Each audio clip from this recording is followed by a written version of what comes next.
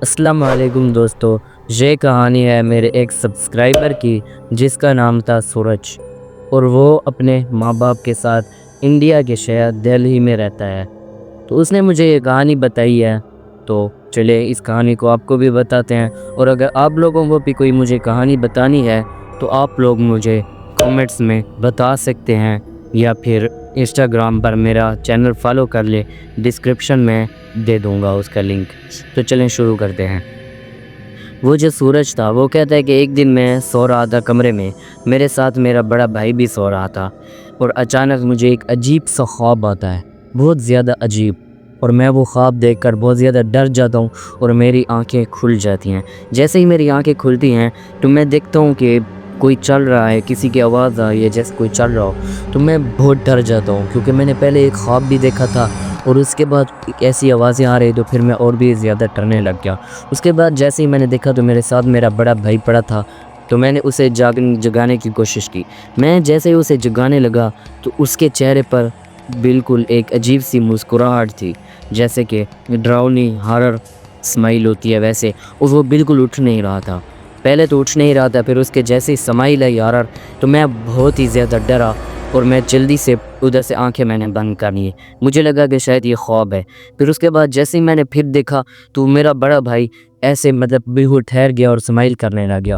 اس کے بعد میں باہر کمرے کی طرف بھاگا، کمرے کے دروازے کی طرف، اور کمرے کے دروازے کو کھولا اور باہر بھاگا۔ باہر جیسے ہی بھاگا تو پھر میں نے دیکھا کہ میرا جو بڑا بھائی ہے وہ ٹھہرا ہوا تھا کمرے کے دروازے پر، اور عجیب عجیب سی اسمائلیں کر رہا تھا۔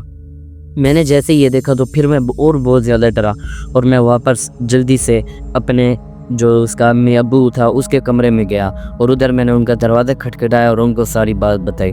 وہ جیسے ہی میرے ساتھ ہے تو ہم نے دیکھا کہ میرا جو بھائی تھا وہ بالکل آرام سے سو رہا تھا، بالکل آرام سے۔